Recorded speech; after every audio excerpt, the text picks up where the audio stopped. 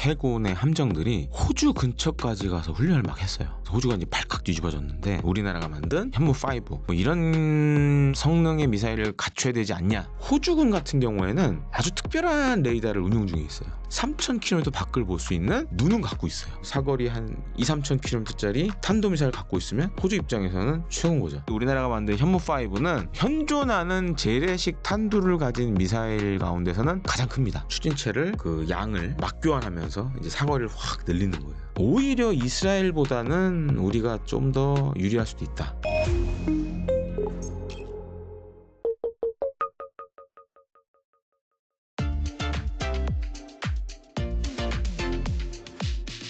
가장 큰 이유는 중국이죠. 올해 갑자기 중국 해군의 함정들이 호주 근처까지 가서 훈련을 막 했어요.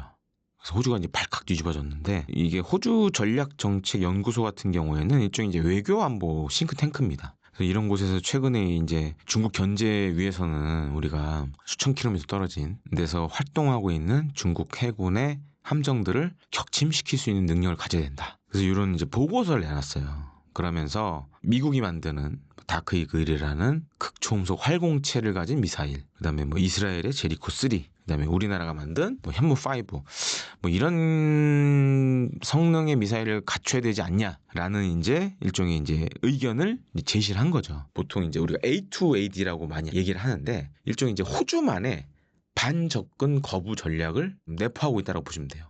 그러니까 여기까지 우리 땅인데 들어오면 우리 미사일이 너네 군함을 격침시킬 수 있어. 그러니까 들어오지 마. 이제 이런 거를 좀 염두에 두는 것 같아요. 근데 호주군 같은 경우에는 이미 이제 이런 것들을 조금씩 진행을 하고 있어요. 호주 공군의 이제 F-18 슈퍼원에 보면 엘라짐이라고 장거리 공대함 미사일을 미국에서 도입해서 지금 운용을 하고 있습니다. 이게 한 사거리가 한 1,000km 가까워요. 그래서 지난 7월에 우리 해병대도 이 훈련에 참가를 했는데, 호주에서 하는 이제 다국적 그런 대규모 군사 연습이 있어요.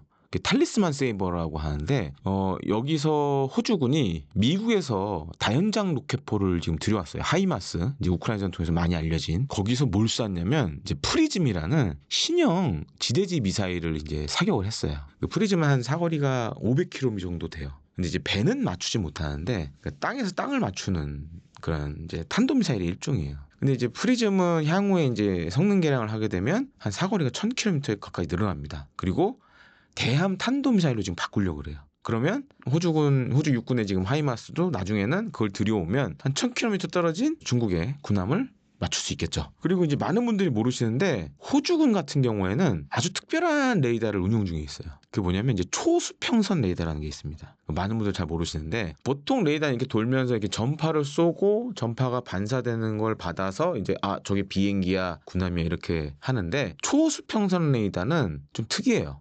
그래서 우리 이제 대기권에 보면 전리층이라고 있습니다. 전리층에 전파를 쏴서 반사돼서 이게 보는 거예요. 다시 돌아옵니다. 그래서 이 레이더 같은 경우는 호주가 이제 그게 있는데, 진달리 무슨 레이더 체계라고 그러는데, 이게 보통 탐지하는 거리가 3,000km가 넘어요. 그러니까 호주군은 지금 잘 보시면 3,000km 떨어진 목표를 물론 슈퍼넷이나 F-35나 이런 거 동원해서 때릴 수는 있지만 바로 호주에서 쏴서 맞힐 수 있는 건 없는 거예요.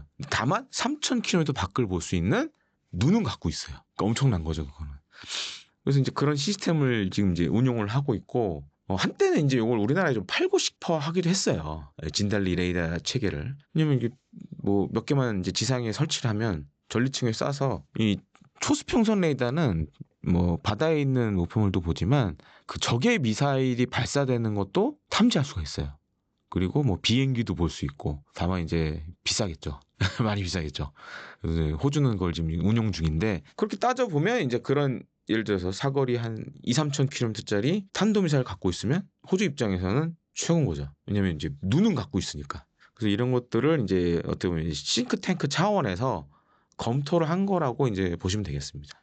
미국이 만든 다크이글은 극초음속 미사일입니다. 그래서 미사일 앞부분에 극초음속 활공체가 달려있어요. 그래서 극초음속이라는 건 보통 마하 5 이상을 뜻하거든요. 아주 빠른 속도죠. 그래서 이제 사실 좀 요격이 힘든 그런 미사일로 불려지고, 그러니까 미 육군에서 쓰는 거는 지금 다크 이글이라고 그러고, 요걸 이제 미국 육군과 해군이 같이 공동 개발했어요. 미 해군은 향후에 이제 뭐 주말 특급 구축함, 그 다음에 이제 원자력 추진 잠수함 이런 데도 이걸 사용을 할 겁니다. 반면에 이제 이스라엘이 만든 제리코 3는 사실은 거의 ICBM급이에요. 그 사거리가 5,500km가 넘고, 뭐 소문이지만 재래식 탄두를 사용하지 않는다고 그래요.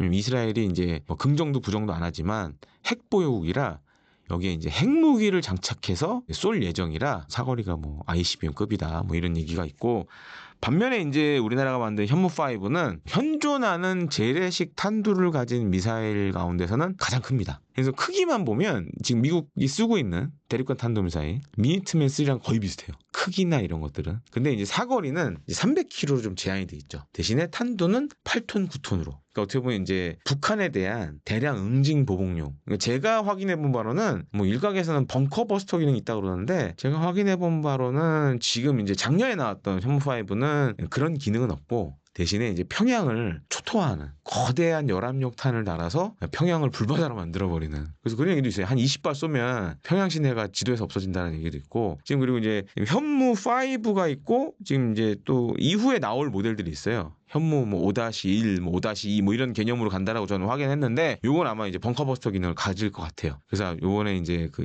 미국 이란 B2 폭격기를 공습했을 때 봤던 이제 맙이라는 그런 이제 아주 초대형 그 벙커버스터 같은 그런 역할을 할 걸로 지금 기대가 되고 있습니다. 많은 이제 전문가분들 그렇게 추정을 하는데, 저도 아까 이제 질문에 답변을 드렸잖아요. 대략 크기만 보면 대륙간 탄도미사일급이다. 그러니까 미국이 만든 거의 미니트맨 3랑 비슷하다. 트레이드오프라고 전문 용어로 얘기를 많이 합니다. 탄두 무게와 이제 그 안에 들어가는 추진체를 그 양을 맞교환하면서 이제 사거리를 확 늘리는 거예요. 이것도 사실 그 간단한 문제는 아니에요. 이게 너무 쉽게들 생각하시는데, 이걸 하려면 지금 가장 큰 문제가, 지금 현무5는 제가 알고 있기로는 단분리를 안 해요. 그러니까 미사일이 하나로만 돼 있어요. 근데 사거리 이렇게 수천 킬로미터를 늘리려면 미사일이 뭐 2단, 3단으로 돼야 됩니다. 그러니까 그런 거에 대한 기술 개발도 해야 되고, 어쩌면 미사일을 아예 새로 만들어야 될 수도 있어요. 그런 문제도 있고, 또 한 가지로는 이제 만약에 호주가 약간 좀 오해를 하신 부분이 있는데, 이 싱크탱크에서 이렇게 얘기를 한 거는, 자, 이런 게 해외에 있는데 여길 통해서 우리가 뭐 기술을 도입을 하든 비용을 지불하고 뭐 기술을 도입을 하든 아니면 공동 개발하든 뭐 이런 게 달려 있어요, 단서가. 그래서 사실은 지금 우리가 갖고 있는 현무5를 그렇게 개조하려면 쉽지가 않아요. 그리고 예산도 뭐 좀 막대하게 들어갈 수가 있고, 물론 이제 불가능한 건 아니에요. 다만 이제 어떻게 보면은 새로 해야 될 게 굉장히 많아진다. 그리고 사거리가 그렇게 길면 대기권 재진입도 해야 돼요. 그래서 이제 북한 잘 보시면 뭐 IRBM, 준중거리 미사일이라든가 ICBM들 이제 시험 발사한 거 보면, 지금까지 북한이 지금 못 하고 있는 게 뭐냐면 대기권 재진입이에요. 몇몇 이제 자기네들 성공했다고 하는데, 이제 과거에 뭐 일본에 떨어졌던 이런 준중거리 탄도미사일이나 이제 ICBM들 막 고각 발사하고 막 이랬거든요. 보면은 이제 대기권 재진입하다가 탄두가 막 이제 열이나 압력에 버티지 못해서 쪼개지는 현상이 많이 발생했었어요. 근데 우리가 만약에 이렇게 현무5의 사거리를 늘려서 ICBM처럼 간다 그러면, 그런 대기권 재진입 기술도 물론 이제 우리나라는 어느 정도 갖고 있지만 이런 테스트도 해봐야 돼요. 그러니까 그게 말처럼 쉽진 않은데, 만약에 호주가 그런 정도 사거리가 막 2-3,000km, 5,500km 준중거리 탄도미사일급의 걸 하려고 그러면 자체 개발하는 방법도 있지만, 어떻게 보면 이제 해외에서 도움을 받아야 되는 부분은 분명히 있다라고 좀 말씀을 드리고 싶습니다. 사실 이제 현무라고 불리는 현무2, 뭐 4, 하여튼 우리나라에서 만드는 대부분의 탄도미사일은 하나 에어로스페이스가 만들어요. 그 중에는 이제 비밀 사업으로 분류된 것도 굉장히 많고, 더 중요한 건 우리나라가 미사일 기술 통제 체제에 가입이 돼 있는 나라예요. 그래서 이게 단적인 예가 뭐냐면, 우리나라가 이제 폴란드에 천무를 수출하면서 처음으로 우리나라가 만든 지대지 미사일, 그러니까 탄도미사일을 수출을 했어요. 그래서 이제 그게 폴란드에, 요번에 이제 폴란드에서 열린 열병식에도 그게 나왔는데, 그 이름이 이제 CTM-290이라고 합니다. 그래서 뒤에 보면 이제 290이 있잖아요. 290이 뭐냐? 사거리예요. 사거리가 290km다. 왜냐면 MTCR은 회원국들이 탄도미사일을 다른 나라에 수출할 때 제약이 걸립니다. 사거리 300km 이하, 그리고 탄두 무게가 500kg 이하여야 돼요. 그게 넘어가면 어쩌면 이제 국제적인 제재를 당할 수가 있어요. 그래서 이제 폴란드 같은 경우에는 그런 문제 때문에 사거리를 290km로 하고 탄도를 500kg으로 했어요. 근데 이것도 사실은 뭐 이렇게 빠져나갈 구멍이 없는 건 아니에요. MTCR의 키를 쥐고 있는 건 미국이에요. 그래서 지금 이제 천무를 도입한 중동 나라들이 몇 나라가 있습니다. 근데 이런 나라들이 지금 요구하는 게 뭐냐면 좀 사거리가 500km 되는 미사일이 있으면 좋겠다. 천무에 쏠 수 있는. 그래서 이제 그쪽 나라들이 미국 정부를 좀 설득을 했어요. 그래서 지금 이제 나오는 이제 버전 중에 하나가 기존에 지금 이제 이 CTM 290을 개조해서 500km로 늘리려는 작업을 하고 있어요. 그리고 대신에 탄도 무게를 500kg이 아니라 250kg으로 줄이는 거죠. 그리고 사거리 늘리고 이런 방식으로 지금 이제 중동 몇몇 국가들이 미 정부를 설득을 해서 하려고 그래요. 만약에 호주가 우리의 현무5에 관심이 있다. 그러면 그런 방법도 있어요. 호주가 미국 정부 설득을 해서 한국으로부터 저 미사일 기술을 뭐 들여온다던가 아니면 한국이 만든 미사일을 사고 싶어. 대신에 사거리라든가 탄도는 우리가 이 정도 됐으면 좋겠어. 내가 좀 이렇게 승인을 해줘. 그런 방식으로는 가능해요. 근데 그게 아니고 이제 직접적으로 막 우리가 뭘 이렇게 호주에 직접 뭐 팔겠다 그러면 굉장히 외교적 마찰이 생길 수밖에 없어요. 근데 MTCR의 통제권을 쥐고 있는 건 미국이기 때문에 만약에 이제 호주가 미국 정부를 뭐 설득한다. 그러면 또 가능하겠죠.